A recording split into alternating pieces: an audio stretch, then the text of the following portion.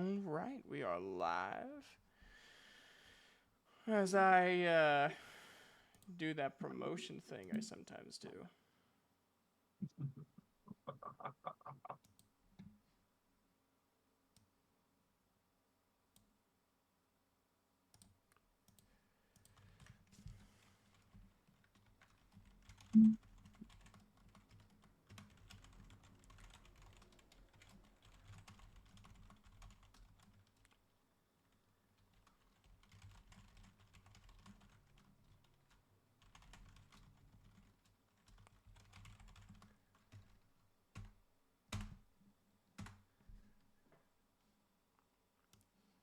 I'm just so curious on how this is gonna turn out. I am kind of almost curious how much the dice are gonna fuck me over despite that. Somehow you lose. I mean, it's still a possibility. I mean, I made this character to be more comedically powerful than straight up min-max literally everything. Right.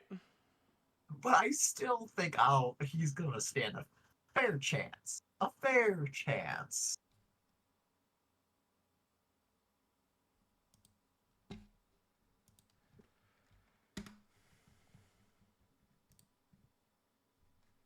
I'm just shocked I managed to keep my mouth shut for this long and not talk about this crap. Because you don't know how much I want to talk about how hilarious this character was going to be. Give me one moment. I'm running. I mean, I thought we were playing Dungeons Dragons, but if you want to go on a marathon, I mean, that's also good stream content. Do both at the same time. Have someone running alongside me holding a little tray for the dice. Come on, Jeffrey, run faster! I'm trying, sir! What am I paying you for? You're not paying me at all! Well, what would I be paying you for if I did? Everyone's just so confused. Like, why are they yelling at one another? Shut up, this is how we get things done! This is how business is done in the real world! Yelling at one another! Well, he's not wrong.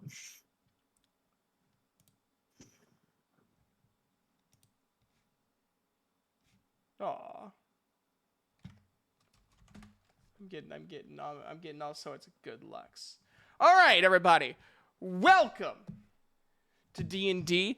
I am Chibi Joe, and I'm joined here with my wonderful partner in crime, Maniac.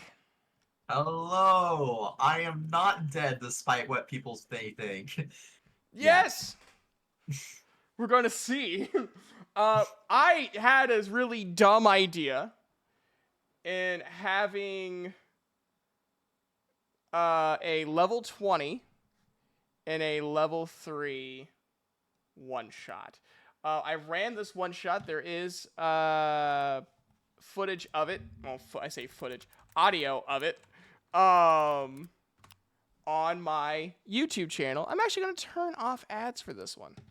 I want everyone to watch in beautiful, beautiful ad-free.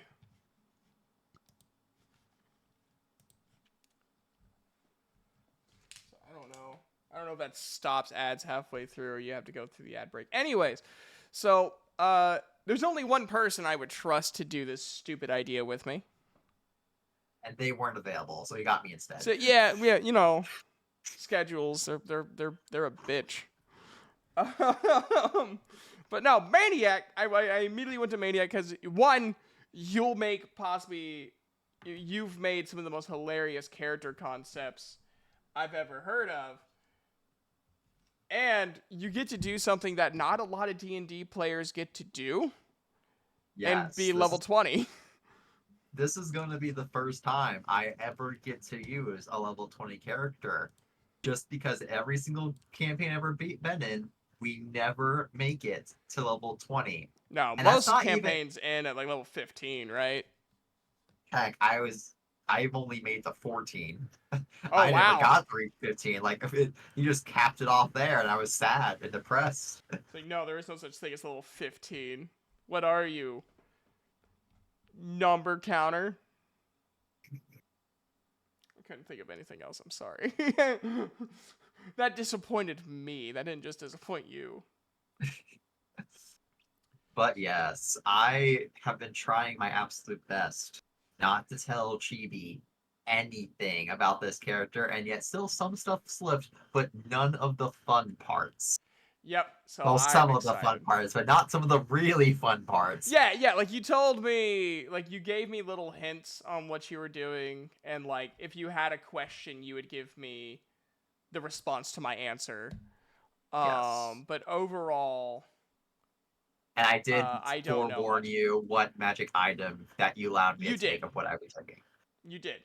You let me know magic item. I know the species, and I know the name, and that is literally all I know. I might know more. Do I know more? I think that's it. I think that's all you've told me. No, that's all I've told you. And as I put in the DMs, I did share with you the character sheet, but I would like you to not read it until I reveal the main surprise I as to haven't even what looked at it yet. I'm making this real fun for me. I'm not even Yes. looking at it until you've told me everything.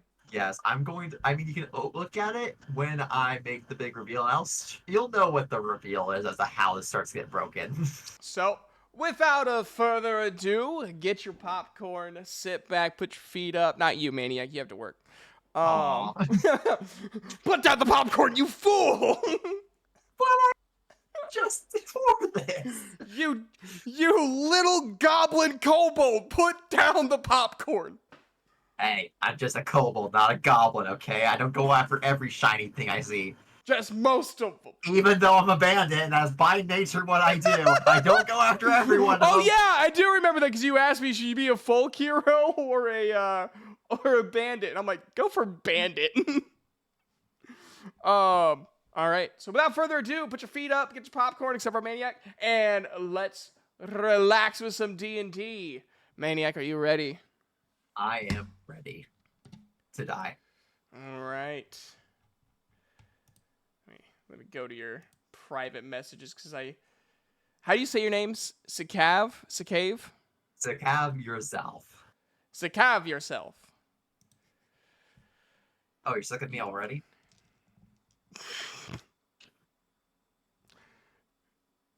Sakav yourself, you approach the counter of the Adventurers Guild, the Spoiled Duck Adventurers Guild. He hands you the contract, letting you know that a book has been stolen from the Academy of Advanced Arcane Academics, and that they requested 3 adventurers, but unfortunately, he didn't want to pay 3 people, so he's just paying you.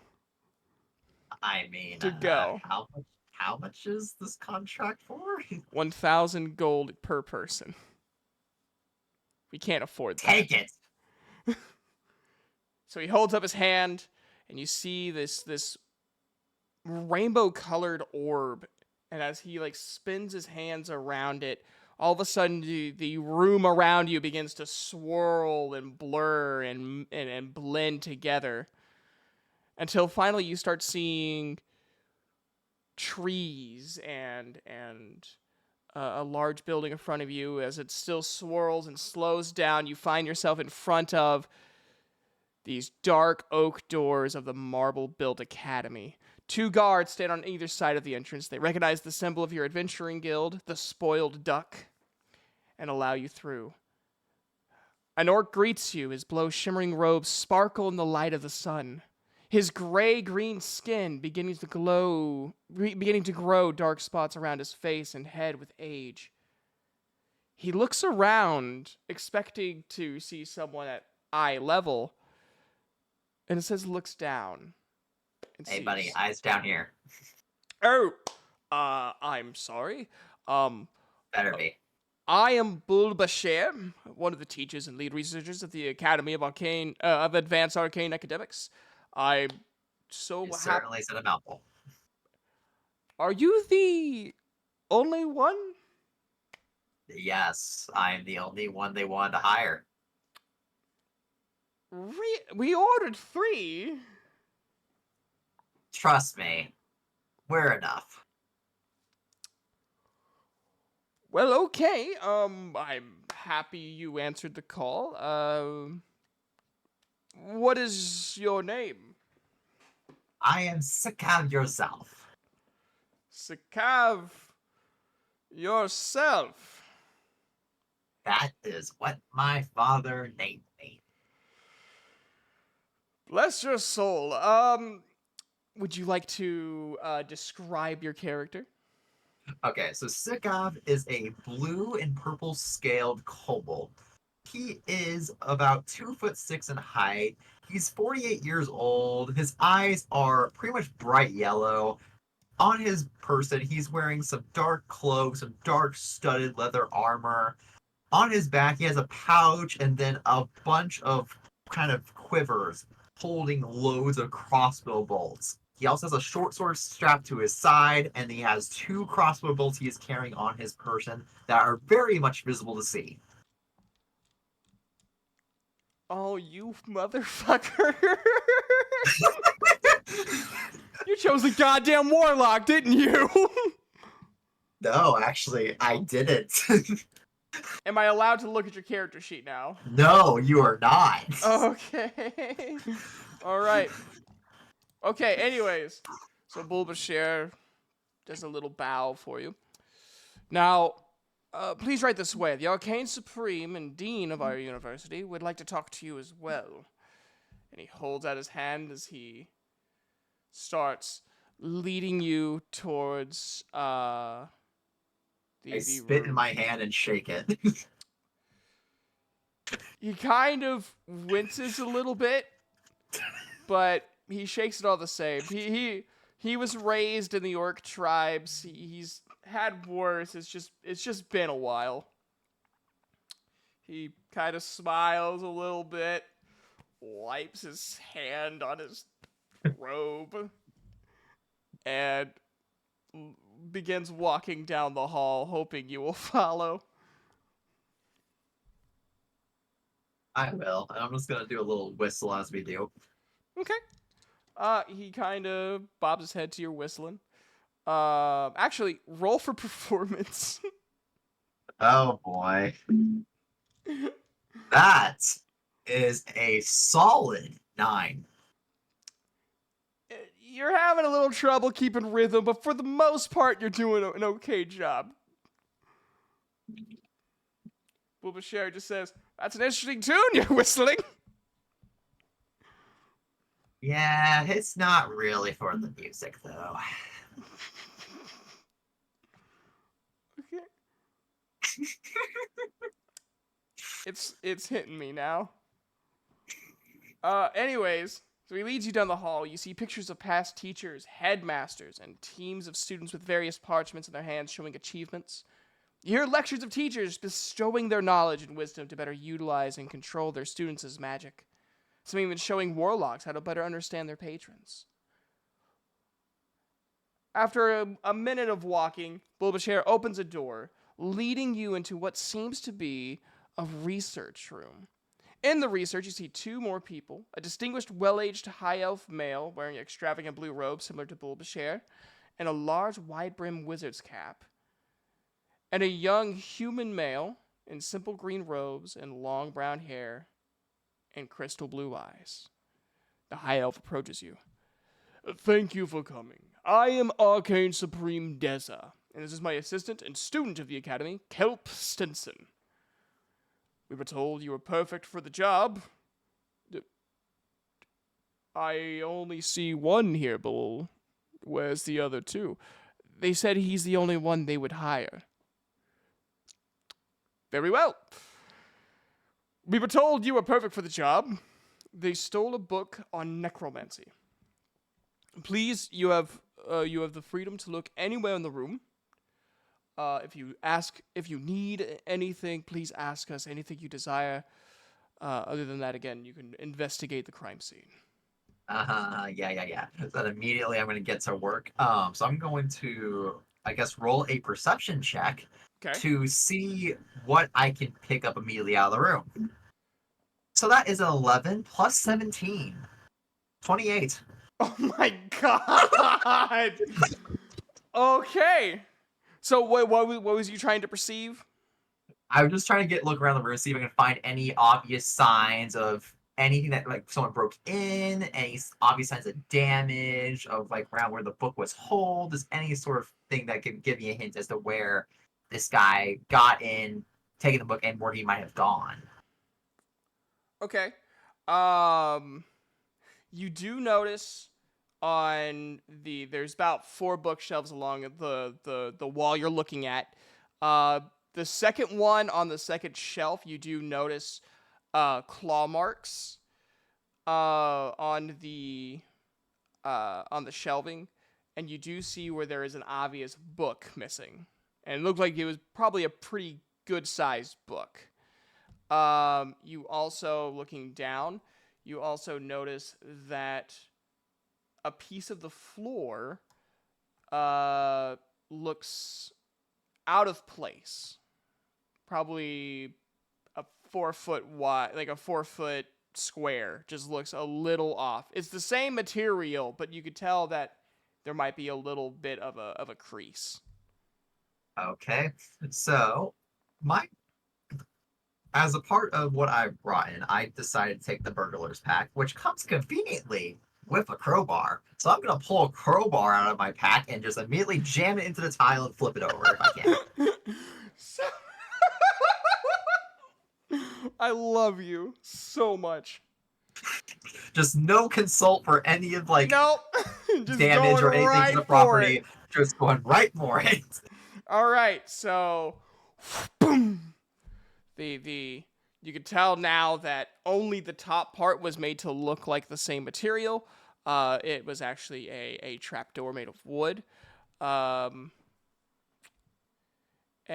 you do see where there is almost like a staircase leading down below the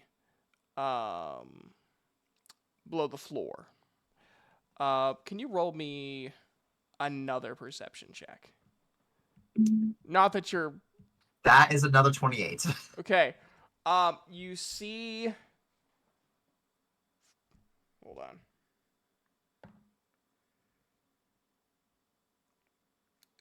You see 4 pairs of red eyes gleaming at you, and Ah, one decides to leap at you, and you immediately notice that it is a hobgoblin, but its skin is a lot more gray, and its eyes are like a dull red. okay. Would you roll for initiative, please? I will. That is a 22. Okay, let me roll for my stuff.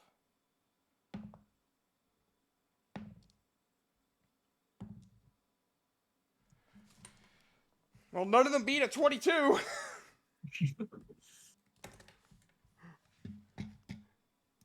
All right. Give me 1 second. I had a page up with hobgoblins and then it closed on me. All right, so Cav HG1, HG2, HG3, HG4. Okay. Okay. Wow. Okay. Not gonna lie, guys. I was not expecting to get immediately jealous like I flipped that. I kind of want to ask my brother what he thinks about this. Oh god, my whistle sucked. But anyway, he whistled there. Are there any windows in the room at all? Yes, I assume so. there's several windows. Yeah, so there might be just a faint shadow just for a second before a blue drake comes crashing through one of them. Okay. So, for those of you wondering what it is that this kobold is, he is a Drake Warden Ranger. Oh my god. So think Beastmaster Ranger. Only instead of bringing any old beast, he decided to bring a dragon. Oh my lord! Anyway, now that I got my brother in here, I'm immediately gonna raise my hand crossbow and just take a shot at him. Just the guy that just hopped up at me point blank. I'm gonna Pretty much roll point here. blank. Yeah, he's point blank. So that is a 13 plus 13. Does a 26 hit? Yes, it does. Cool. So I'm gonna roll damage here. Oh, that's the lowest I can roll thing. Okay, that's 8 for that hit. And I do get an extra attack, so that is nice at the very least. It is. So I'm gonna roll a second time, and I did take the crossbow expert feat per one of my level ups. Okay. So he doesn't have to, he ignores the loading aspect of a crossbow. So he just pretty much immediately loads one in. Sounds good to me. And does a 17 hit? It does not actually. It does not. Okay, so the second one, I kind of hastily might have pulled it back and actually prematurely fired it. Yeah. So okay, so the first Oh one. wait, no, that would have been oh god, I didn't count for that. I'm already forgetting to account for the magic item. It would be an 18. That does hit. Yes. That does hit. Okay. And then that next one would be 9 damage. So he's leaping at you. Immediately, you just pull out the crossbow. You load up the first the first bolt. You shoot him, and it goes like right into his like cheek, going down towards his throat. And you shoot the next one, and it just goes right into his eye, and he just immediately just collapses to the side. His brethren, though, start crawling up too now. Also, before we go any further here, I just would want to say, just so you're aware, that the Drake I just summoned, it's part of the description of it anyway, is it goes immediately after my turn, so we share the same initiative. He just goes right after me. Sounds good. So, anyway, now it is my... The other three are now up. Okay. So, my good old friend, or brother, on YouTube, that's the name of the Drake, on YouTube, is going to, just basically bite one of them. So let me roll to attack here. Does... Okay, yeah, I already said it's probably same AC of 18. Does that hit? Yep. Yep, yeah, it gets. Okay. So that is going to be 3d6 plus 6 piercing and lightning damage. So that is 11 plus 6. So that's 17 damage to the guy he bit. He's bit in half. Like, just bam, gone. Like, just he's dead. Like, there's nothing left. They only have 11 hit points. So you're like devastating these people now. And I'm betting like the wizards are rolling out and saying, "Oh, that's why they sent him." Yeah, pretty much. Anyway. Yeah, the high elf, freaking Kelp Stitz is just horrified right now. He is traumatized. One, a dragon just crashed through. Never seen one of those before. All right. So is that the turn? That is the entire turn on both myself and on YouTube's part. Oh, Jesus Christ. Okay, so the hobgoblins seem pretty focused. You could definitely tell it definitely against goblin nature, they are not fazed by what's going on.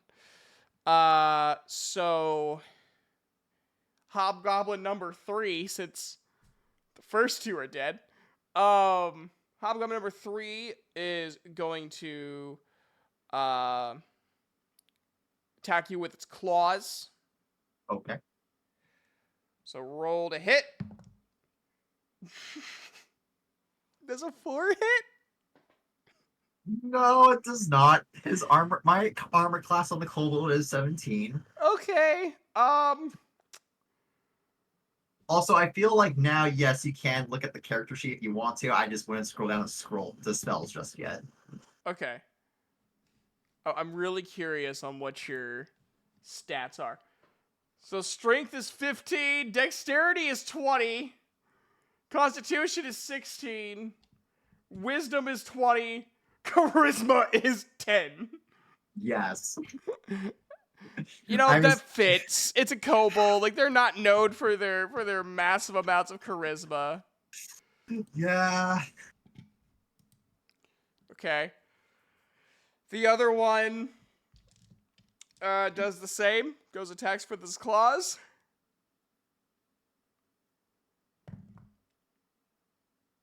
I rolled another 4. Oh dear. So So both yeah, of them just like like not really lazily, but just like uh without thought, just went to dive, and they actually end up hitting each other. They end up like going at the exact same time at you and like bump into one another. They don't take any damage or anything.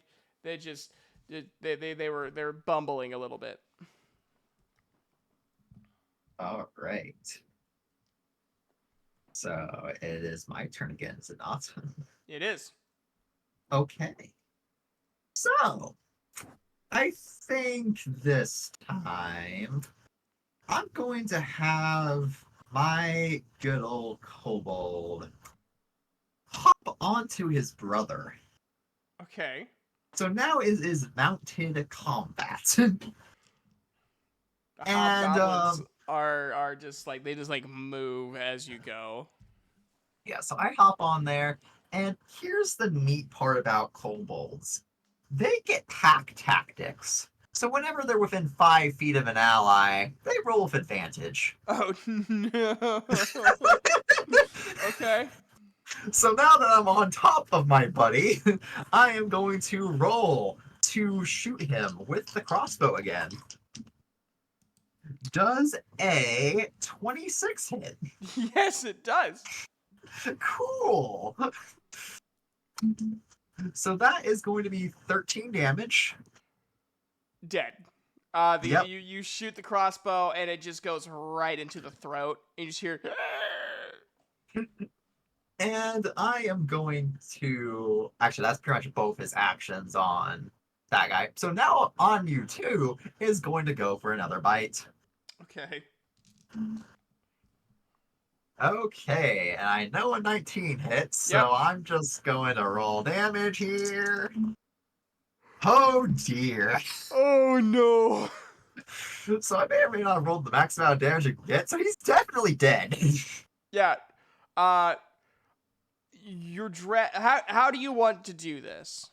How do you want on you two to The kill? Drake is pretty much going to lunge forward, bite into his head, rip it off, and then throw his head out the window he crashed into earlier.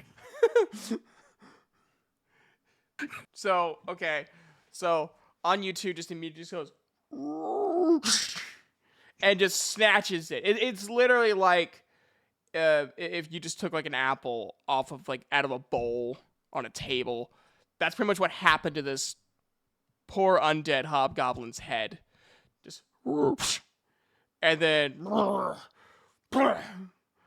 and the head just goes doesn't go far. It literally just like barely just gets out the window and then just hits the ground. Because obviously he's like going from the side, so he doesn't have that huge amount of like torque that you would if you or I threw a ball. So the head just kind of lays it, goes here, and the hobgoblin's body stands up just for about another second more before just lazily falling to the side. The high elf walks over. Well done, well done.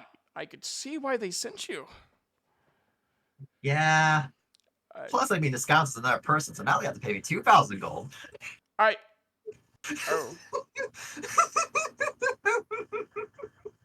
The Adventurers Guild is going to take care of the hole in my wall, yes? Hopefully. Anyways, I'm gonna go find your book now. Good luck cleaning the mess. And I'm just gonna like give on you two a little tap, and like mutter something to Cog, like, okay, let's go sniff him out, and have him like start crawling down that hole. You see the high elf trying to stop you because he wants to suggest something, but you're already gone.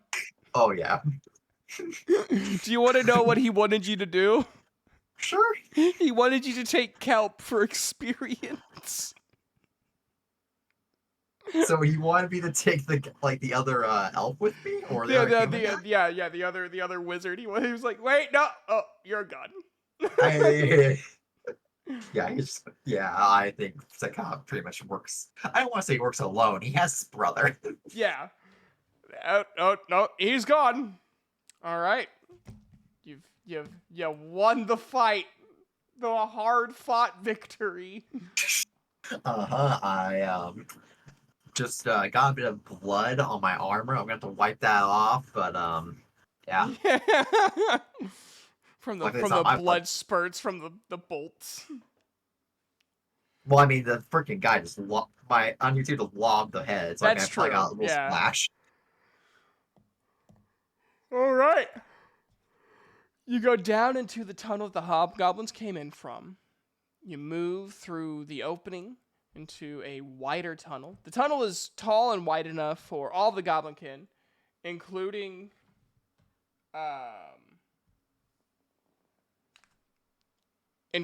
like the bugbears and other such creatures. Even like you look at it and it's like, yeah, an ogre could probably even get through here. So your dragon is perfectly okay with maneuvering. Yeah. My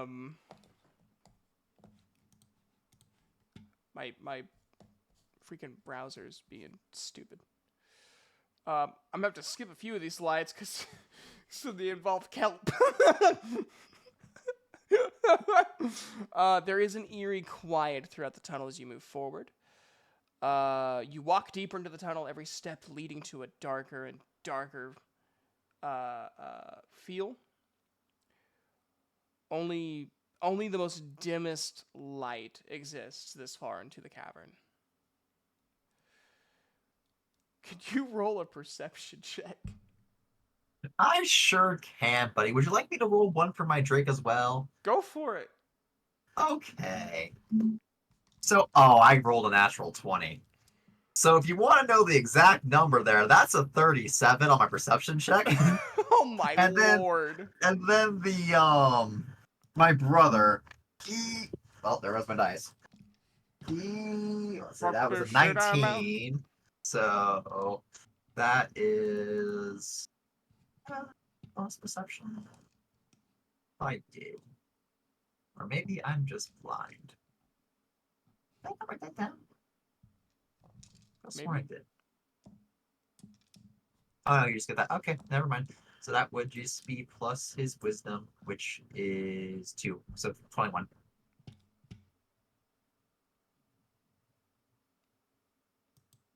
Say again. Sorry. 21. 21. Okay.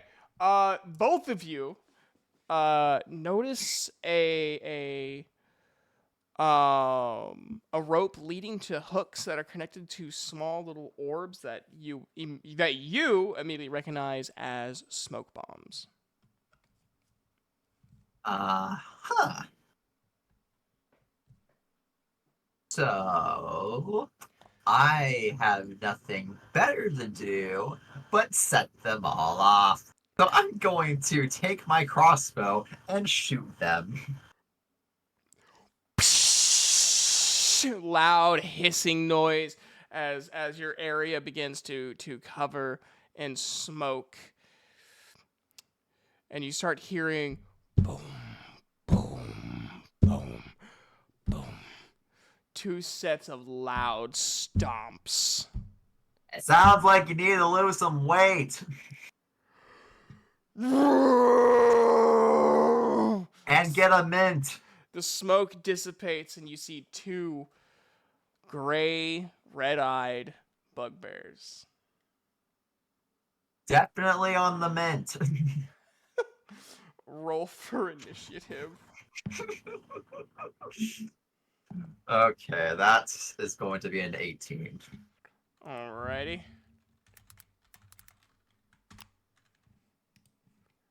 So you got an 18. Let's roll for bugbears.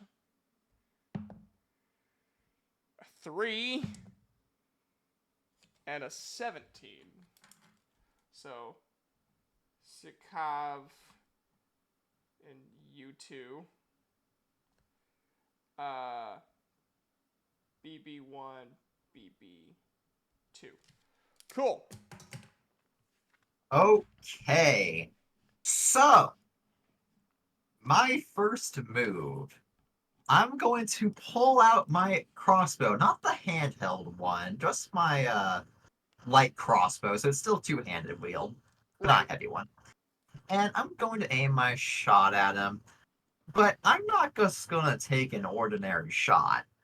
I'm going to cast Conjure Barrage as a third level spell, Oh my god, okay.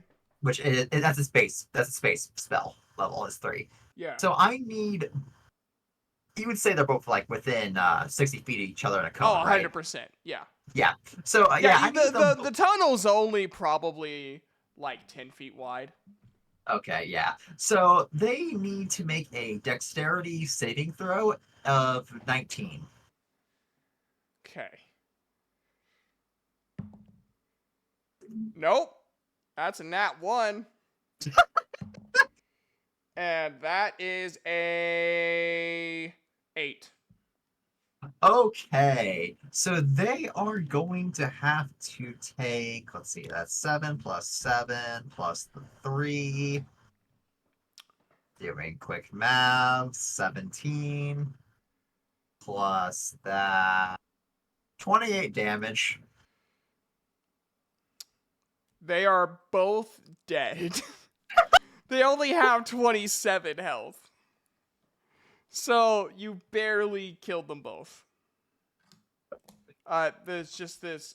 You get your crossbow ready, and you're aiming, and all of a sudden these like almost spectral arrows and bolts appear around you, and right when you pull the trigger, all of these glowing arcane projectiles also launch forward, and just all of them go into the bugbears, and both of them just drop.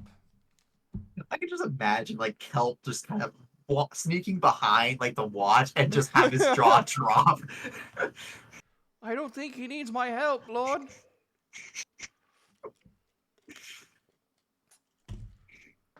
You know what? You know what? You because you said that, I'm gonna roll for stealth. 15. I think I already messaged you this in DMs, by the way. Do you want me to counter perception check? But the Why not? passive wisdom is 27. Okay, yeah. You hear like little steps behind you, and you hear this little,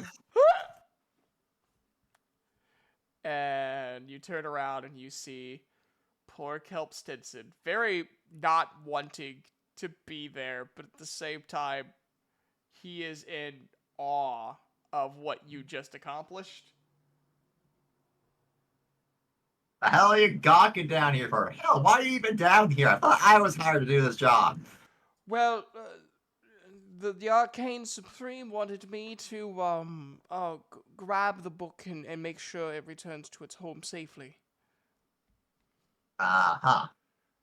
Well, just for your own benefit, I would recommend staying about 30 feet away from me at all times. Oh, thank God I'm good at math. I know exactly how far that is.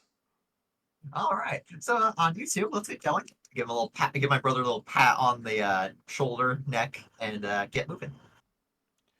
And Kelp, uh, with a reasonable distance behind, between you two, follows suit.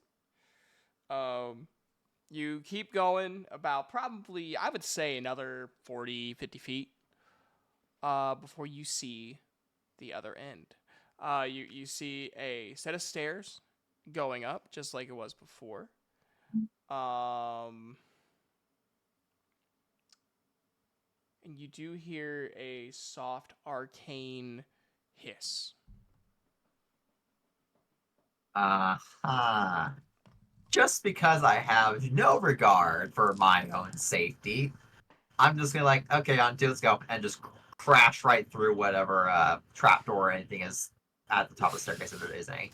The trapdoor just splinters everywhere. I would say U2 takes 1 hit of damage. Oh no, he's down to 104 HP. Oh my god!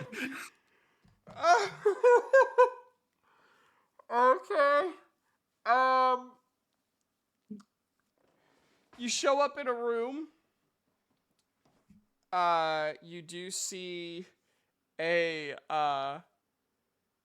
an orb around this area. Not exactly like right. It's like right on the edge where you're at. Like you're like right on its border of the diameter. Inside this orb is 10 goblins all chained to the wall as they're trying to actively get out of the bonds that they're in. You look on the floor. Roll for perception.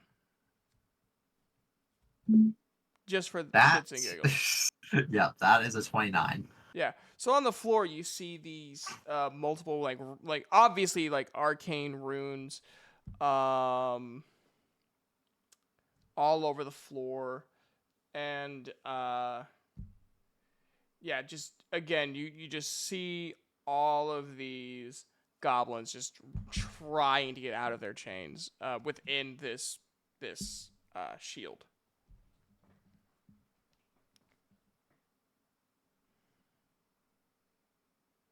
Okay. So, Kelp also like walks up behind you. What do you see, sir? a bunch of the fuckers I call my enemies basically strapped to the wall. I'm honestly very conflicted on whether or not I should let them go or not. I understand the sentiment, sir.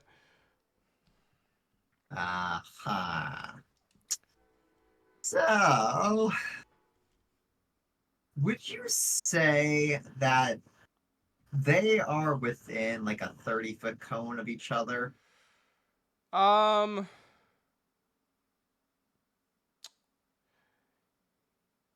yeah, I would say probably, yeah, 30 feet. Okay.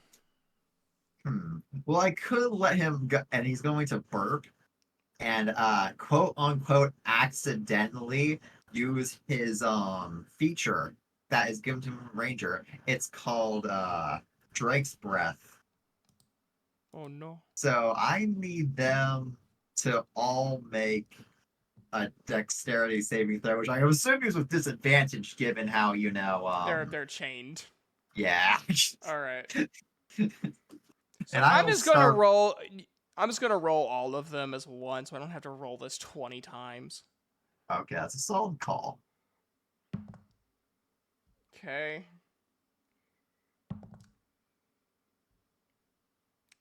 So they rolled a 4.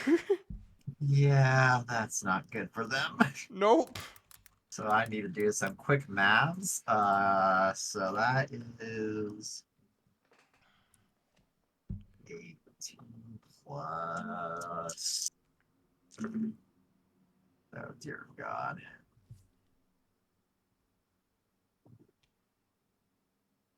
That is 36 lightning damage.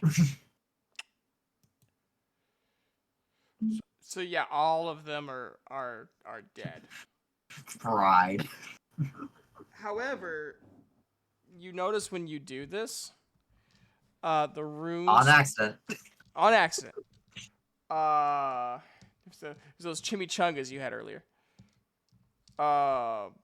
You notice the runes begin starting to glow purple, and it starts off in the center, and then just each ring of runes, just one after just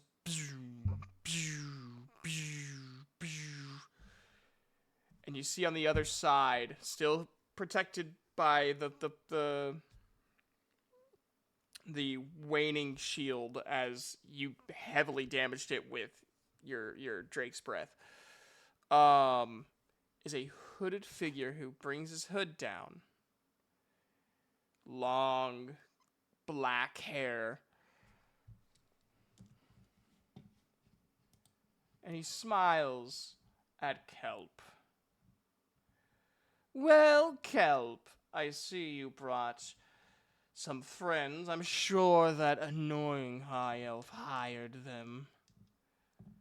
I am Devar Coltrane, the unforgettable. Those stupid fools at school. Never! So I don't want to cut you off, but I feel like it'd be a very in character thing for him to do right now is to fire something at him. Okay. So I'm going to, you know how he did the thing earlier to two bugbears, just conjured like a volley of arrows at him. Yeah. So this spell, slightly different. This is a 5th level spell called Conjure Volley. Okay. The only difference between the two of them is instead of affecting like a 60-foot cone, it's affecting a 40 by 20-foot area. Mm-hmm. Still a dex saving throw, and yeah, they take 8d8 damage if they fail, and then half as much if they succeed. Okay. He casts Counterspell. Damn you. So I have to roll because it's a 3rd level Counterspell. So it's 10 plus the spell's level, so I have to get 13 or more.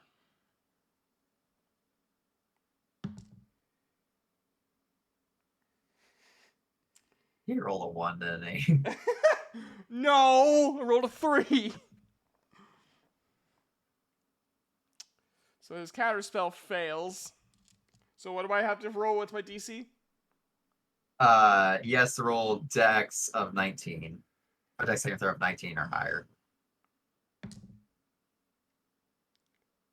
20!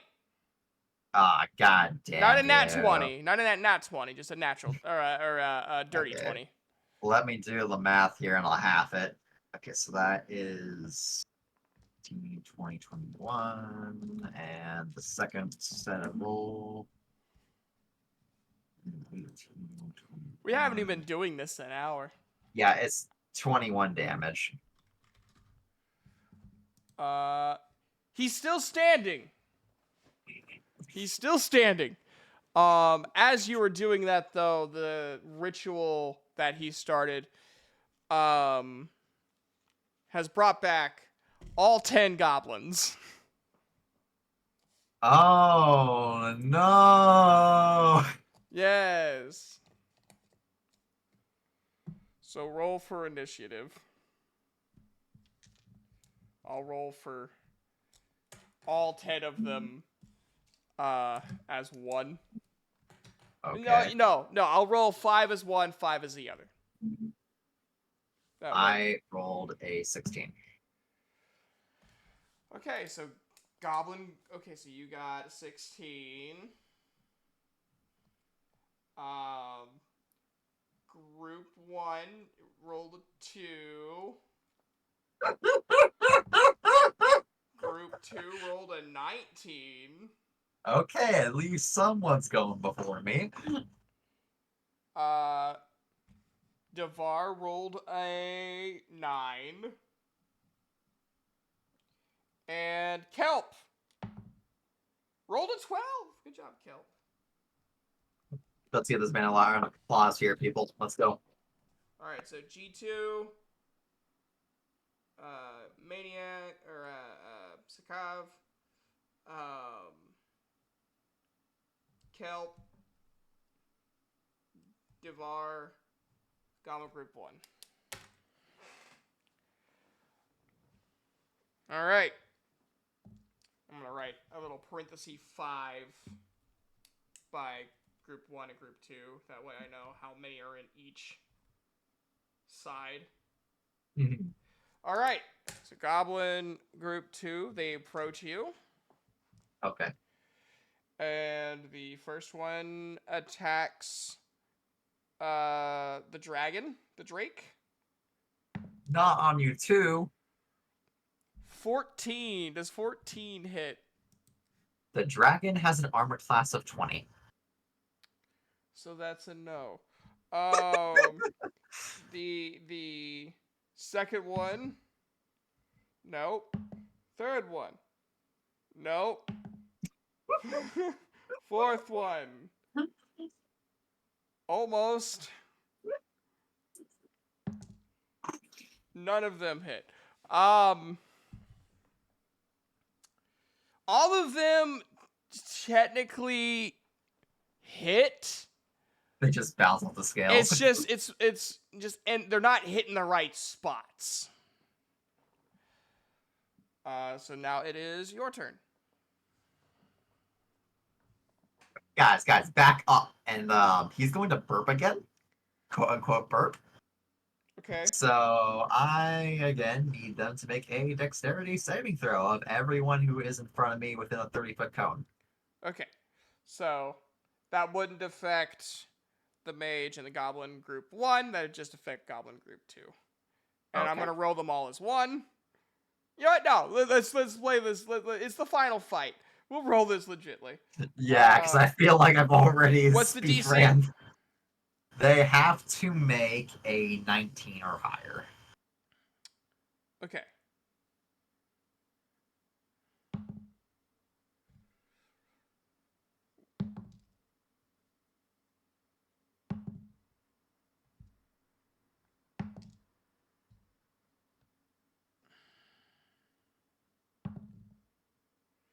So only one of them passed. Oh my god. Okay, well, let's see here. That is. This is 19. sad.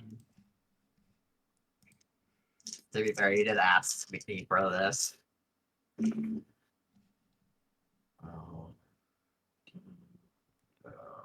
I honestly feel a little bad of what I'm putting these things through. 35 damage. And so halved, that would be like 17. Oh no, if they pass. if they pass, they just don't get hit.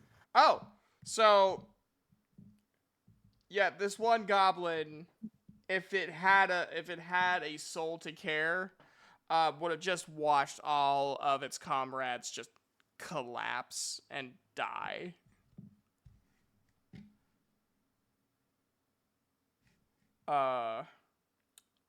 So That's horrifying.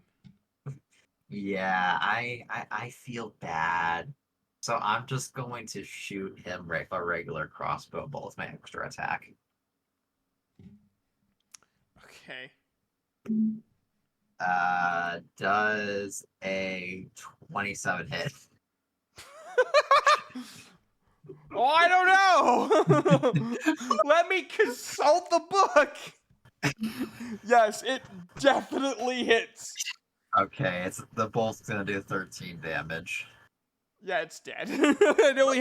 Goblins only have 7 health. I thought about buffing it during this fight, and I'm like, nah, it's fine. And so yeah, that's my turn. Hey, bro, what are you gonna do? I think Anya 2 is now going to start rushing group 1 and Group just 1. lead. Or didn't we just kill group 2? Yeah, you killed group 2. Yeah, so they're gonna start rushing towards group 1 because I assume group 1's in front of the mage. Yes. Yeah, so he's gonna run to the nearest goblin of group 1 and do what he really only can do because it's his only attacking actions, the bite and breath attack mixture. Gotcha. So that is going to be it's a 16 hit. Yes, barely, but yes. Okay. So that is 3d6 plus 6 damage. Is It's 12 plus 6. That is 18 damage to that one goblin. It's dead. It is very, very dead. 8. And that is my turn. Awesome, awesome. Let me check something really quick. Wait. I don't feel bad for pausing for a second. We haven't even hit an hour yet, and you're all like you're at the final fight.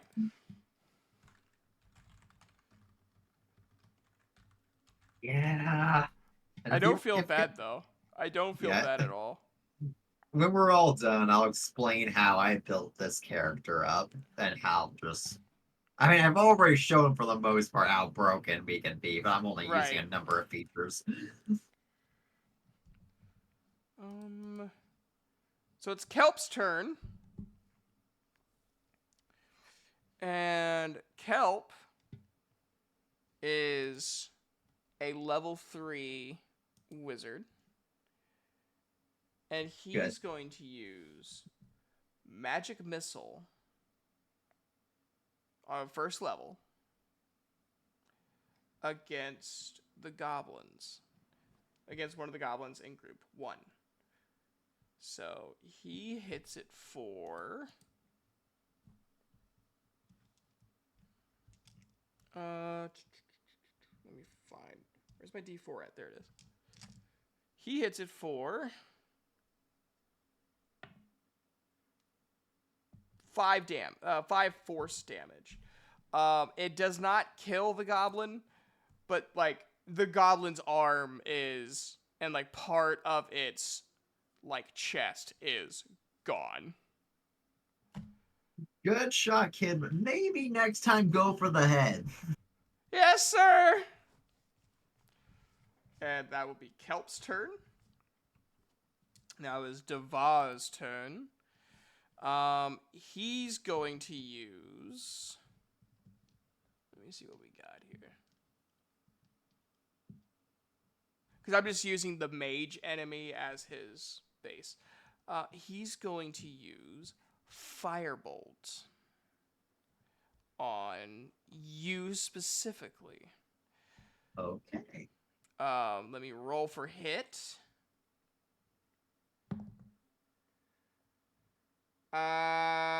17. That does hit. Okay, let me find my D10. I'm also going to say, just because I do have this feat as a reaction, Okay. I'm going to use Perfected Bond. This is one of the last features you gain during the Drake Warden pathline.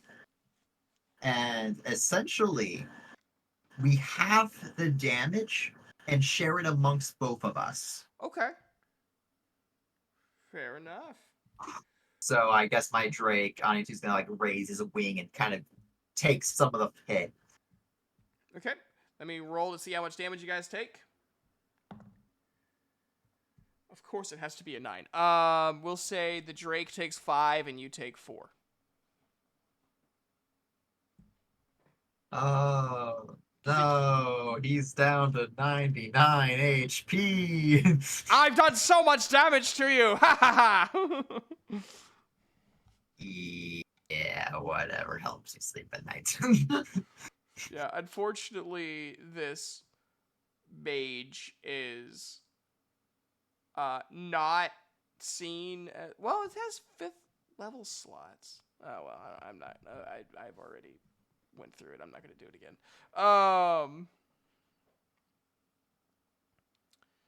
So yeah, so that was his attack, and now it's Goblin Force 1 with 4 members left because you only killed 1, right? Yes, we only bit the head off of 1. Yeah, and then the other one has a missing arm and part of the sternum. All right, so I'm gonna roll. Let's see.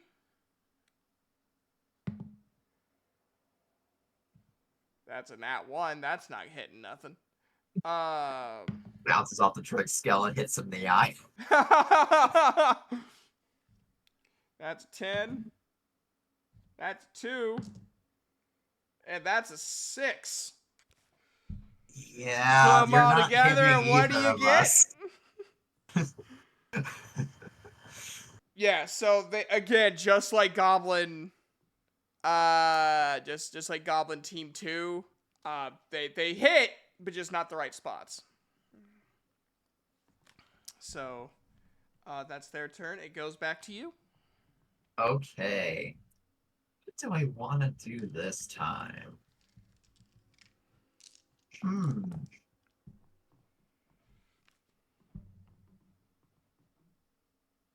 Oh, I forgot it. You see, Joe, this is the thing about making a level 20 character. You forget that you could have accounted for extra things. Yeah, Like, this whole time, I could have been doing even more damage, but I just didn't read. same. I realized that like this thing had the mage has up to level 5 spell slots. Yeah, you could have definitely counterspelled the fucking, Yeah, right. Yep. So, I am going to... I Here, I'll tell you the story about the other party that ran this one shot. I'll tell you how they did. So go on. Yeah, so what I am going to do... God, I have so many options here. But what I think I am going to do, just because I feel like at this point, with having the goblins kind of run up, just trying to hit all the wrong places, we're just more annoyed than anything right now.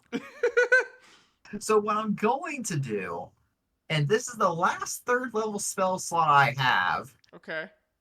I'm going to cast Wind Wall right in front of us, where all the goblins and Howl decided to group up. So I Okay. need them to make a strength saving throw. Oh no. Okay. Oh, this is gonna go so badly. What do I have to roll for? Strength saving throw of 19. The 19 is basically the base number of all saving throw rolls, by the way. Okay. No. No. Oh. So you roll a 1. No, I rolled an 18. Oh. And even with the modifier, which I know like it's base, but even with the modifier, it's -1. Okay, none of them got it. None of them. Okay. One almost did. So they take 18 bludgeoning damage. They're gone. The wind wall. So you summon up the wind wall, right? And you start Yep. you like it starts with this nice little soft breeze at first, and then. And as the wind picks up, literally the undead goblins are just like being like just torn to shreds. It's not even like bludgeoning. Like they got hit, and then like as they're still in the whirlwind wall, they're just getting just eviscerated. It literally, you just put 4 undead goblins into a wall-shaped blender. Okay. And to end off Sigob's turn anyway, Right. he's going to dispel the spell and have Anu 2 lunge at the necromancer and do what he's been doing all this time, which is just pretty much biting with lightning Yeah. bite. Does a natural 20 hit? It does. Oh my god. Oh my god. Oh dear, no. I want to know how this goes. I want to know how badly you're gonna fuck him up. Okay, so that's 18, 23, 27, 30 damage. He's dead. Because you hit him for 21 damage, I think, or like 27 damage. Either way, he's dead because he only has 40 hit points in total. Yeah. So I mean, either way, he's dead. But he's just torn to shreds by the teeth and the Yeah. lightning The only combination. the only thing that is left of where he was standing is a couple of pieces of his robe and the tome, the stolen book of necromancy. Uh-huh. So I dismount, grab the book, because that is the equivalent of my paycheck right now. Pretty much. And I'm like, okay, I need to. Time to head back. Kelp's like, can you hand me the book? Did you kill everything in the dungeon? No. Then I will hand it to you when we are back with the master. Okay. Kelp just kind of looks a little dejected. He looks back at the eviscerated remains of a former classmate. And just moves forward following you. Again, at a distant distance. Just to stay out of, at the very least, to stay out of the Drake's way. Just hugs the wall as we pass by. Yep. And so you guys head on back. You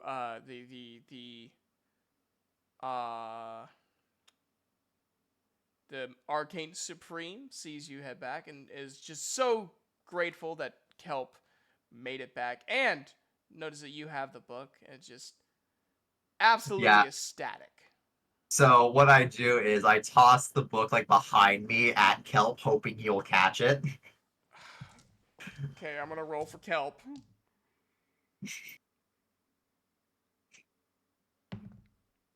A nat 20. This kid, like, basically, I mean, he fumbles because he's Kelp, but he basically catches it flawlessly. The reason why he stumbled was he just wasn't expecting you to throw it. But once he notices, oh shit, he's throwing it at me, he catches it. Like, I mean, pretty much just catches it. I got it! Yes, you did, Kelp. Yes, you did. Alrighty, I did my part. We can't thank you enough. And just brings out a huge bag of gold coins and just. Well, thank you. Ugh. Just lunges this over like the back saddle I have on. Yep. I need to. And there you go. Righty. That's So yeah, the end. I'm gonna go to the Adventurers Guild now because they still owe me 1,000 more gold for my brother. As you wish. Opens up a portal. And you go through and you're back at the Adventurers Guild. You're back already? Yeah, it was just some goblins and a necromancer, a couple hobs, you know. Anyway, they could have fucking done that themselves. Yeah. But anyway, so I noticed it was 1,000 gold per person. So what about my Drake buddy here? Where the hell did you pick that one up? He was here the whole time.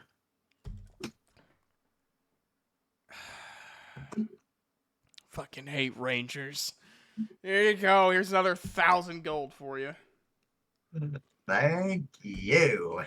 Just be glad I didn't bring my sister. Yeah, I'm definitely glad for that. And with that, my brother and I fly off into the sky.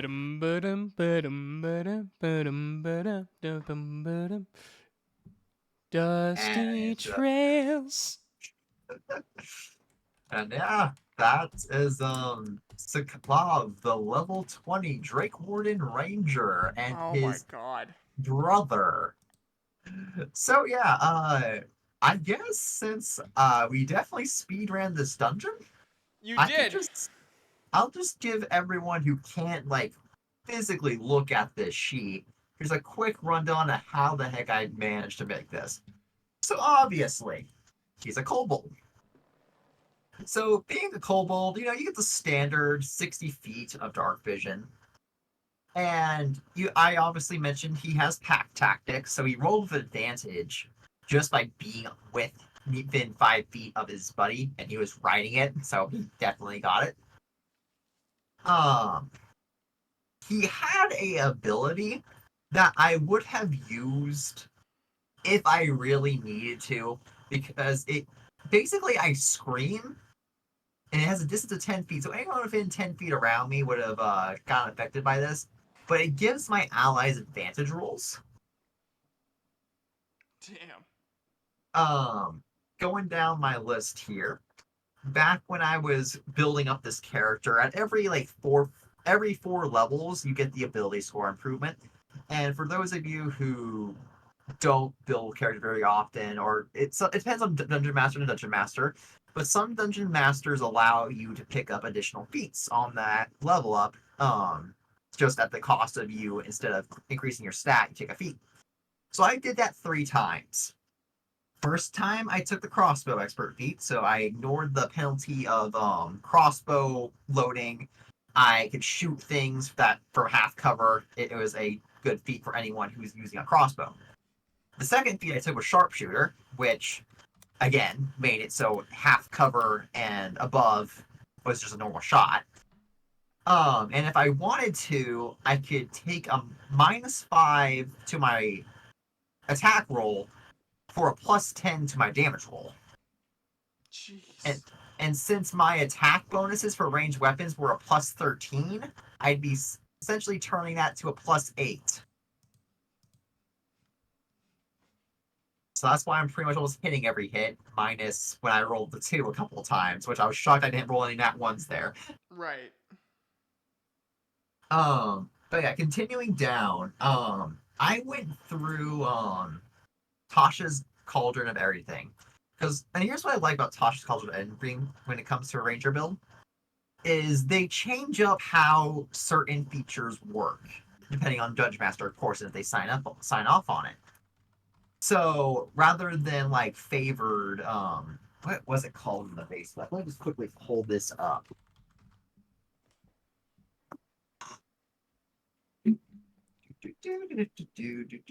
There it is. So, in first level for Rangers, you usually get favored enemy, which is where you choose a specific enemy, and then that's like the main thing your Ranger has fought and hunted. Also, Joe, I'm looking over the corner of my screen. I am seeing ads. I I don't know what the fuck is going on Yes, so I'll here. let you deal with that. Yeah, I don't know Um, what's going on with Twitch. but yeah, usually they give you favorite enemy, which is where you get advantages on checks against whatever your favorite enemy is. But the problem with that in most campaigns is you never often know what your favorite enemy is in the campaign. And more times than not, they do not even show up in your Dungeon Master's campaign. You Is could that better? choose Undead, and then that would be the one campaign where your DM doesn't use Undead, Is that which I've better? had happen. It's still playing as for me. Try refreshing. Yes, we're good. Okay, cool. Um, but yeah, instead of that feature, I took favored foe, which I means I get to choose a target, and that target takes an extra D8 of damage if I so choose, which was one of the abilities where I was saying I just haven't been taking it for extra damage. And I could use that up to as many times as my proficiency bonus, so I could use it up to 6 times at 20th level. Next was Natural Explorer, got switched over to Depth Explorer. Natural Explorer, again, is one of those things where unless you were talking with your DM, oftentimes it gets completely overlooked and unused, because I swear there has been a time where I was like, okay, 9 times out of 10, I am going through a forest. So I'm gonna put my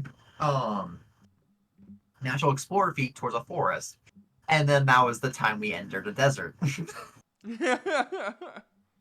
So instead of that, Cautious Cauldron of Everything offered a different feature, Depth Explorer, which when it fully max, it's one of those things that increases over time too. So over time, I got +5 to my movement. I got expertise in one skill of my choice, which was perception. That's why I had a +17 in my perception checks, because that doubled my proficiency bonus, so that was 12, plus the 5 from wisdom was 17. Mm-hmm. And then also, if I chose to, I could have given myself temporary HP equal to 1d8 plus my wisdom. Going further down the list, I chose obviously archery as my fighting style, just because it makes me more accurate. Right. And then what do they call it in this Facebook? Primeval awareness.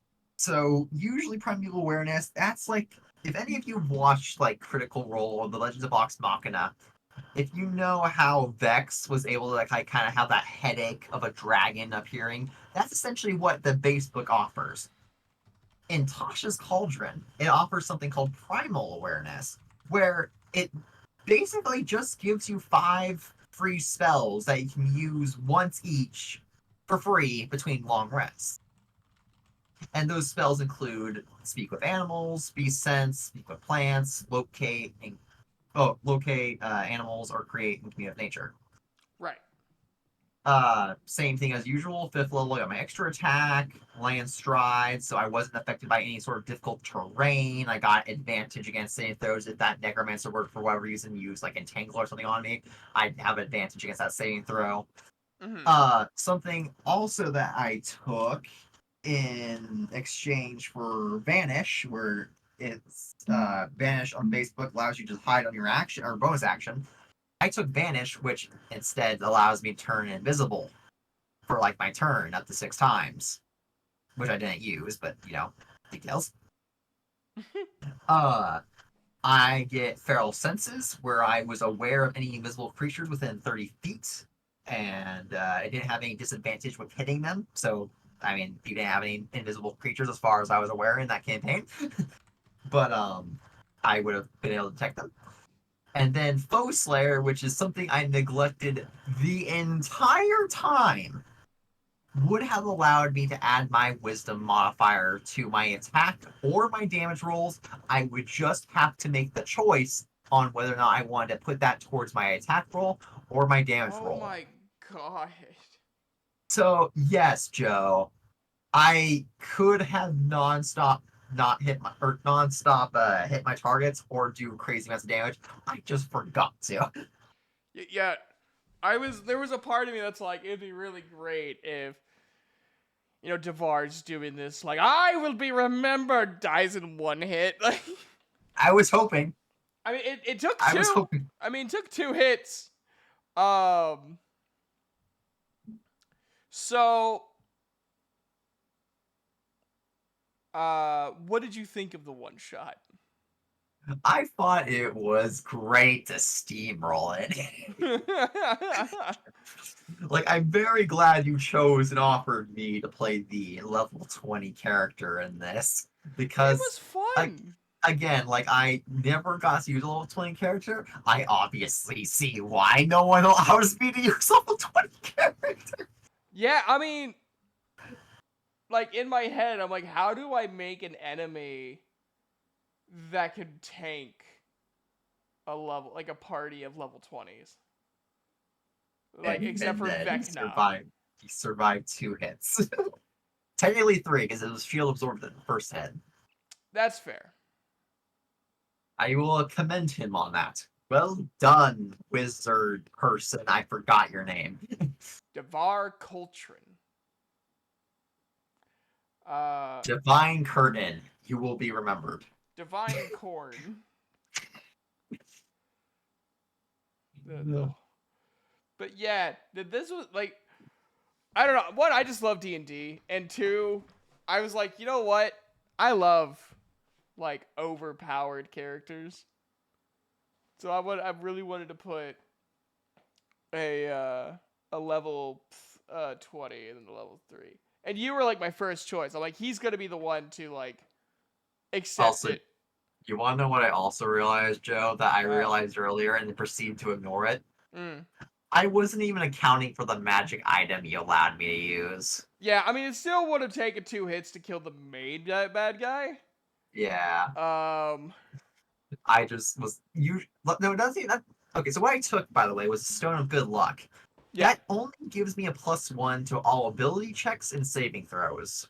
right, Not damage rolls, but ability checks, saving throws. right. And I forgot to account for that the entire time.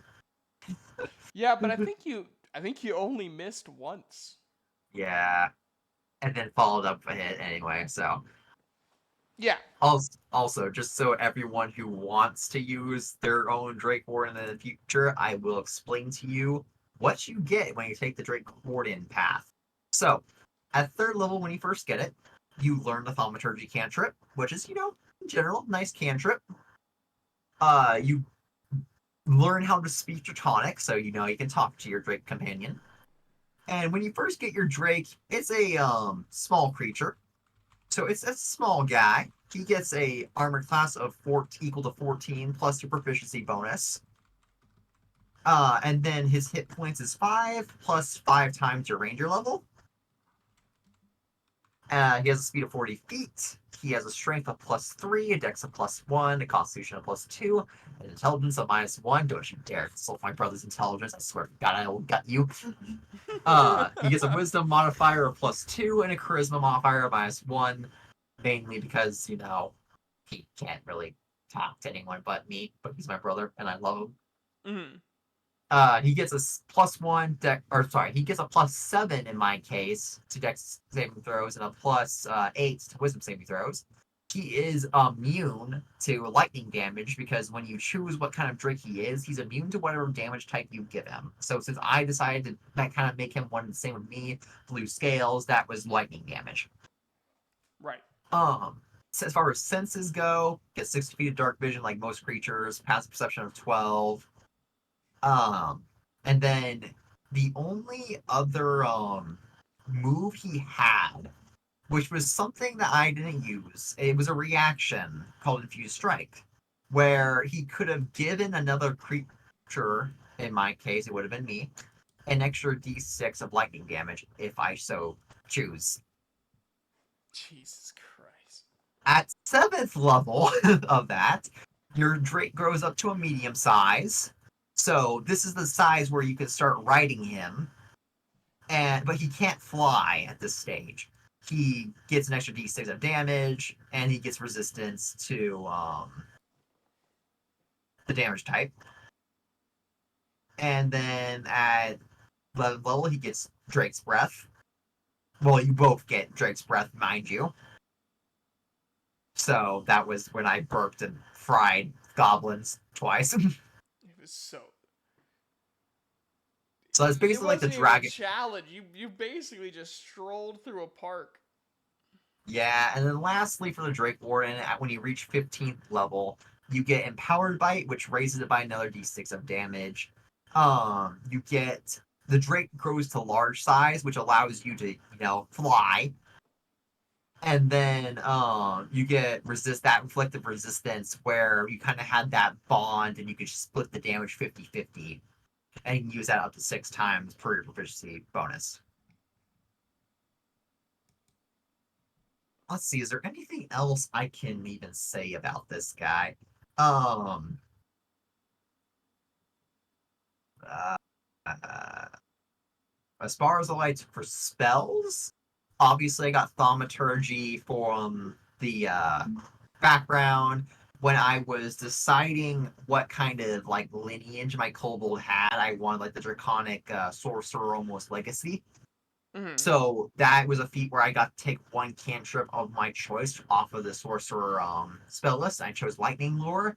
I never used it once, but I thought it would be funny if I, for whatever reason, was flying and just whipped up somebody and raised in the air only for them to fall down. Oh, Jesus Christ. That was I was thinking of that. As far as first level spells go, I had a total of 4 slots. I had Speak with Animals, Cure Wounds, Hunter's Mark, which would have given me an extra d6 of damage if I chose that to put that on anybody. I had Zephyr Strike, so if I ever had to use my short sword, I could move an additional 30 feet, do an extra d8 of force damage, and gain no opportunity attacks. This spell is underrated and busted. Yeah. Um, and I've been looking over it this entire time, and now I'm using it like nonstop. Second level spells, I had Descents. I had Cordon of Arrows, which is essentially like I laid 4 bolts into the ground, and they became like magic missile landmines. Oh, jeez. But they do a d6 of piercing damage, and they give the guy an opportunity to roll a dex saving throw.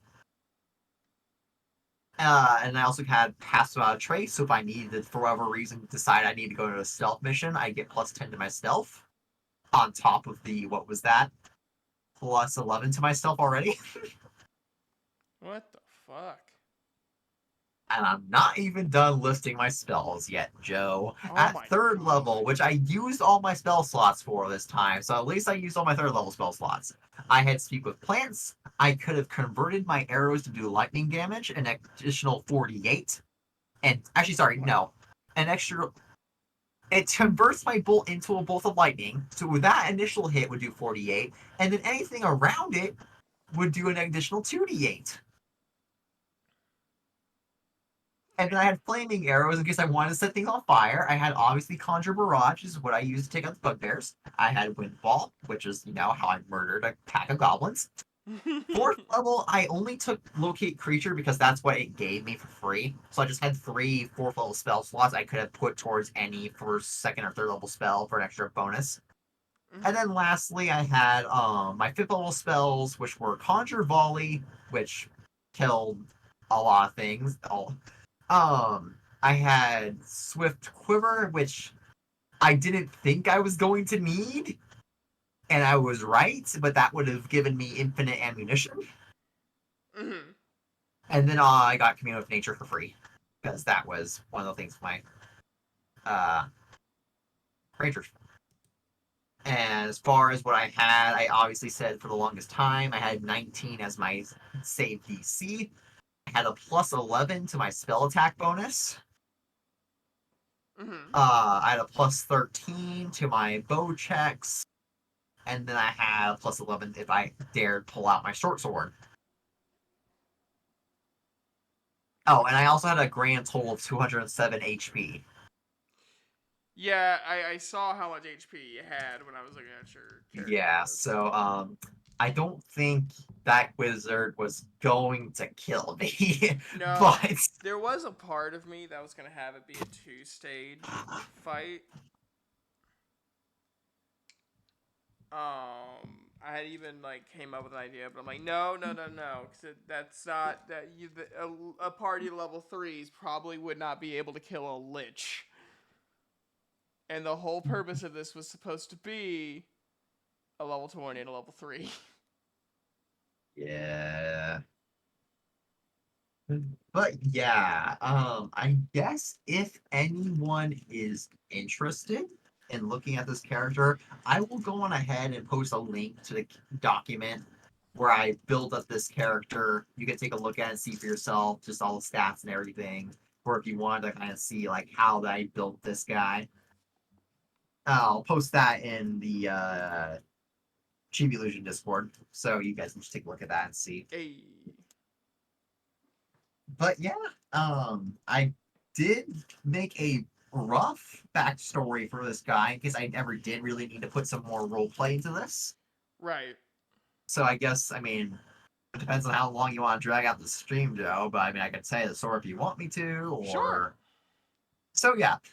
Also, I'm not sure if any of you caught the jokes, but the name of Sakav, yourself, was pronounced "sick of yourself," which is what his father named. I'm sick of yourself. And then on you too was supposed to be and you too. Yeah, that one I got like immediately. But yeah, so that was that. He was born as the kobold in a family of blue drakes. So he was the almost like the runt of the litter or nest, but he was born differently. So there was that. It was a surprise for his parents, and they obviously didn't treat him as kin. Luckily for him, though, the rest of his brothers and sisters, they're his brothers and sisters, they kind of treated him like family. And Anu too, by the way, is the little brother. He's bigger. Yeah, And yeah. I love it. But yeah, where he lacked in strength, he made up for in like wisdom and agility. And after spending a couple of years growing up in the nest, he eventually was kicked out, but his brother left with him. So they made a life off of what they could find on the road, just stuff to eat, other caravans that were not fortunate to be in the area of them. Um, but yeah, they made a life off of that. They got into some skirmishes along the way, but that's what made them stronger, bustedly stronger. And during that time, his brother grew larger and stronger. Sakab honed his sharpshooting and hunting skills, and the two became known as the Piercing Storm. Well, at least by ear, because like on YouTube, he's often very shy, which is why he wasn't around in the beginning. He was just kind of lurking around. That's why I had Sakab start whistling for him to start flying his way. Just make sure he caught up. Oh. Um, but yeah, so whenever Sakab goes into town, most people don't recognize who he is, just because, again, few live to tell a tale. Right. And two, he didn't have his brother to be the intimidating factor. This baby can intimidate a whole army. Patting his brother's head. But That's yeah, so cool. that is how I made this character to be. And as I said, I will post a link to him. In the server of lords. Yes, I really just so that you guys can look at it and see how I built it. And if you guys want to kind of make this for yourself one day, you can.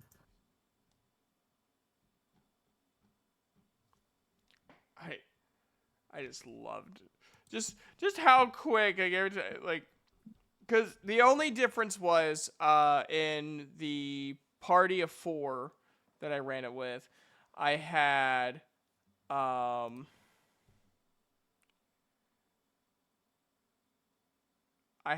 one bugbear, and I had 8 goblins instead of 10. Though the blood hunter took 2 away from me. Took 2 goblins away from me and turned them against each other. So that was fun. And they got benefit from it because one killed another goblin. So I mean they got benefit from it, but there was about an hour and a half time, like roughly an hour and a half time difference between when they completed and when you completed. They went full on, like, the final fight probably took you the longest. For obvious reasons, because there's For more enemies obvious to reasons, kill. there's more enemies, but they took a lot longer in the first part. And what made it funny was the last roll. The rogue asked me, "Hey, can I steal the book back?" So I said, "Okay, roll for it." And I'm fairly certain, I could be wrong, I'm fairly certain she got a nat 20. Oh my god. So she just snatched the book and just left. Like, I'm just imagining the high elf turning around, the arcane supreme turning around, just going like, "What the fuck?" I put it right here. I know it was here. What on God's green earth? But yeah. I do have one announcement to make to you guys. I don't know when it'll start, but I'm gonna make an announcement to you. There is going to be a relatively regular D&D stream on Saturday evenings, unless like a lot of us or me have something going on that we won't. But I will be doing it every Saturday night whenever we're ready to start it. We're not there yet. I got to finish up some plans, and then I'll start writing the first session. And I then have to give Joe all the details of my characters so he can plan to yeah, counterattack exactly. me. Exactly. I think we have we have 6 players in total as of right now. Um, and I think 2 of them are, in terms of backstory, they're finished. And then like I think in terms of character sheets, I think like 3 or 4 are done. So we're still waiting on everyone getting done. I just brought another person in today. So yeah, you guys will probably be the first to know whenever we start doing that. It's not going to be probably 2.5 hours, hopefully. Hopefully. But yeah, it's going to be on Saturday nights. From it's going to start around 8 p.m. Central Standard Time when we start. So it's gonna be a lot of fun. It's my first campaign that I'm doing. Um, One person suggested me to do a module, and I just the modules that are free on D&D Beyond, because there are like 2 or 3 that are free. Um, None of them really seemed interesting, which I feel bad because one of them is rated like almost across the board as one of the best modules to do. And I read the hook, and I'm like, I just don't find this very interesting. That's fair. So I'm just running my own. I don't know how good or bad it'll be, but I imagine we'll have fun. If you guys watched the video that was on my channel, um, Elowen and Valerian are coming back. They are returning from their journey. And then of course Maniac will be bringing in D&D, his a D&D character, and then we'll also have Beck. We'll have Beck, who is a wonderful friend and the voice of the headmaster and Ashen Leaves. We'll also have, you may see him in chat, Saint Pringles will be there, and then another friend is joining in. So it's gonna be a good time. Just from the characters that I've seen, it's going to be an interesting,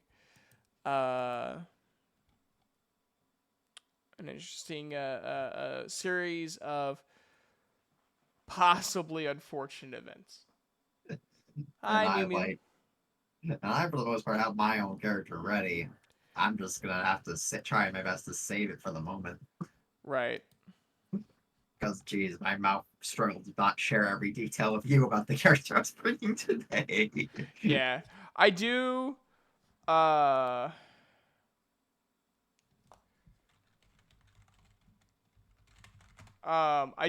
do need to know like a little bit more in depth of the backstory, and then you giving me like 1 to 3 points on like where you want your character to go and like where you want your character to end up. Because like that's gonna be my main goal, is to make sure as long as your characters stay alive, to I make sure think that I did send you at least on that where they want to go and how they want to go. I did send you a right. DM on that, so I think I could have got that much covered. But yeah, still got to flesh out the backstories a bit more. But as far as stats go on a character sheet, you know what I'm bringing.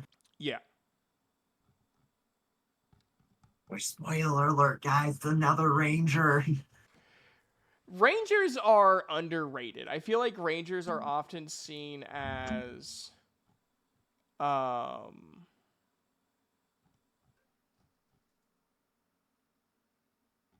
I feel like Rangers would let me see how I want to word this. Rangers are often seen as like the less useful fighter. I feel like in terms of like what I've seen on other D&D review channels. Yes, and there's a reason for that I've seen. And that's why I appreciate what Tasha's Cauldron of Everything did for the Ranger, because they gave you alternative features to take, because in the base book, the features you gain aren't all that useful. They are very specific for specific threats, specific environments.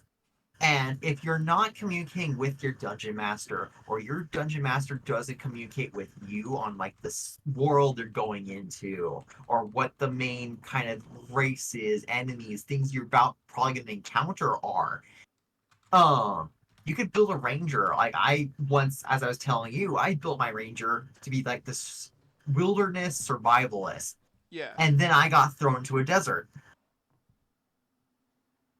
That's one feature useless. I made it so like, okay, this ranger specializes in dealing with the undead. There wasn't a single undead that entire campaign. Yeah. And then like my awareness feature never got triggered because again, there was no undead. There's no use for triggering. So for for 3 levels, I got a fighting style, a few spells, and a Mm-hmm. health boost. That's all I got for my first couple of levels of Ranger. So obviously people are kind of not liking that. And even then, like some of the base player handbook archetypes you can take, the Beastmaster and all that, they're not ideal. And that's why I appreciate like the other kinds of rangers you can find. Because like Drake Warden here, you have your own pet dragon for crying out loud. That's Yeah. cool. Um, the one I'm going to be bringing to the table, I'm not going to explain what they do, but they're called Swarm Keeper. That I found is one of the probably most combat efficient rangers I've ever seen. And with Tosh's College, I already explained it earlier in the stream, but all those features I was talking about before, they made it so it's useful for any campaign, any environment. Yeah. So yeah, they're definitely underrated. And I'm trying to remember the name of the ranger that is completely busted. But I know like one of the best builds or best classes you can pick is a ranger of a specific build. Mm-hmm. And I've heard this from multiple people, so I have a certain idea it's true. Right. And these are people who literally power build a power build. Like I power build in a funny way. They power build to actually full on Oh, destroy. are you talking about the dungeon dudes? Pretty much. Yeah, the dungeon dudes. I watched them too. They actually have a series right now of multi-classing. Yeah, Uh, I don't watch them. I watched a few episodes, but I didn't get much into them. But I'm talking about like amongst my own friends, basically too. They yeah. power built this shit. Um, and like the Rangers just don't ever get hit. That's how busted they are. Yeah, I feel like Rogue could probably go into that too, like in terms of like not getting hit. Like you could very easily like just have do a no-hit run in D&D. Well, I think what made this Ranger busted, I don't remember what their feature like fully did, but it essentially allowed them to like go through walls or trees or whatever. Just, like, Like if there was Spirit something walk in the their ranger. path, yeah, since like if there was, I think it was like planeswalker or something like that. But if there's an obstacle in their way, no, there wasn't. Unless you literally are going to end your turn like in the wall. No, there isn't. There's nothing in your way. You can take a straight line through the walls to go stab that midget. But Halfway, whatever. gotta gotta go gotta go fucking kill Frodo. Fun fact, and this is where we'll end the stream. Did you know there's a theory that Frodo doesn't know Legolas's name? Uh, So they get this theory. You watch Lord of the Rings movies, I imagine, right? yes. Okay, so you know how like Return of the King, after they take him from Mordor, he wakes up in the bed and he's like, Sam, Pippin, all that stuff. When Legolas walks in the room, he just sort of stares and smiles. He doesn't say, he says everyone else's name except for Legolas. And so there's a theory that he forgot, that he either never learned or forgot Legolas's name. I mean, they don't talk at all through the entire trilogy. I don't know about in the books, but in the movies, they never talk to one another. Except for, you have my bow. Like, that's it. That is, like, I think that's, like, the only line he specifically speaks to Frodo. Yeah. And I just find that great. I just find the theory of Frodo either not knowing or not remembering Legolas's name to be just perfection. Yeah, he's like, Gimli! Legolas walks in. Ah! This doesn't know. And at first, when I first heard that, I'm like, no, that's not right. So then I watched the scene, and sure enough, he doesn't say Legolas's name. He just stares and smiles that he's not dead. Doesn't give two fucks about Legolas. Gimli, pointy-eared leaf lover. Yeah, Gimli. Tim? It's Legolas. Did you never learn my name? No. No.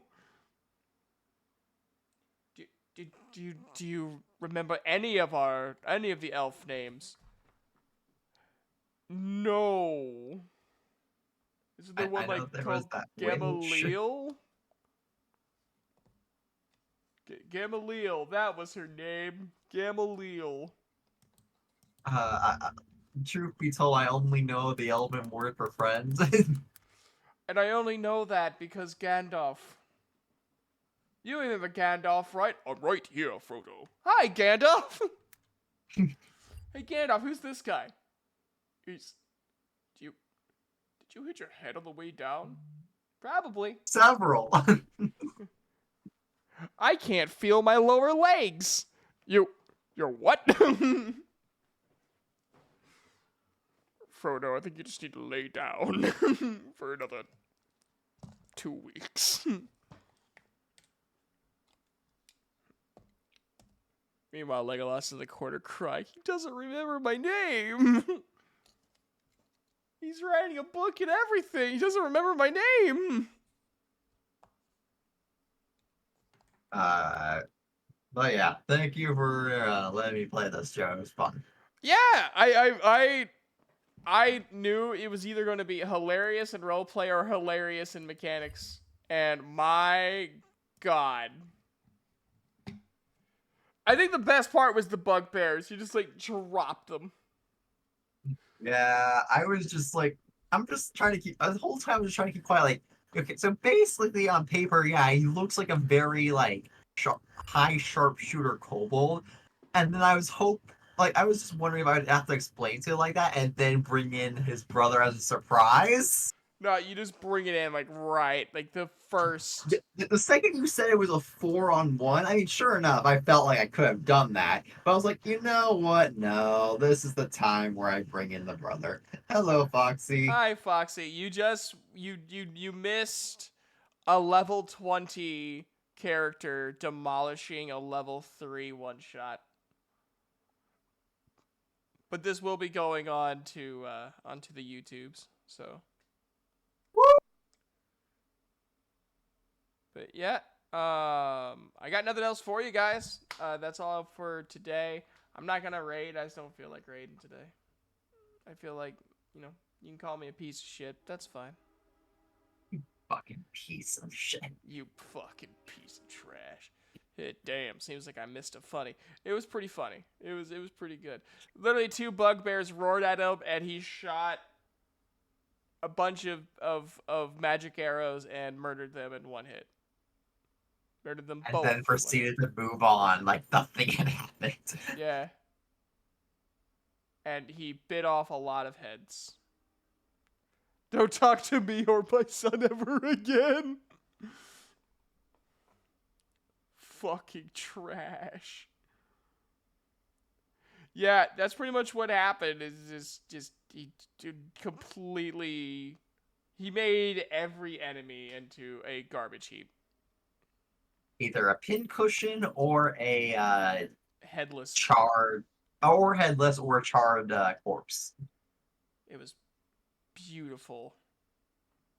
But yeah, You weren't as a I said, murder hobo, so I was really happy about that. I was actually really eh, worried. I'm like, man, what if he starts killing all of the wizards? I'm gonna have to figure out something. yeah, no, I have a job to do, and I want to get paid before I kill You everybody. are true neutral, Yes. so that makes sense that you wouldn't be like, okay, time to kill everyone. Yeah. It, But yeah, again, I did post a link to the document of a PDF of all the information out on the character. So if you guys ever did want to play a Drake Warden, that's how I built mine. Do with it as you will. But it's yeah, it's fun. disgusting. It is. It is It probably wouldn't be disgusting if it was like a level 20 in a level 20 one shot, but Oh no. but But in a level 3. yeah, steamrolled. Like if it was like a level like maybe 10 adventure, then yeah, it'd be a more even playing field. But Right. yeah, I mean, I was one-shotting every squishy enemy. I mean, I got the dragon to level to below 100, so by one hit Yeah. point. Mhm. I'll take it. All right, everybody. That is all I have for you guys tonight. I'll be back on Friday with the Chibi Joe radio show. Farewell, everyone. I will see you next in the next D&D campaign. Woo!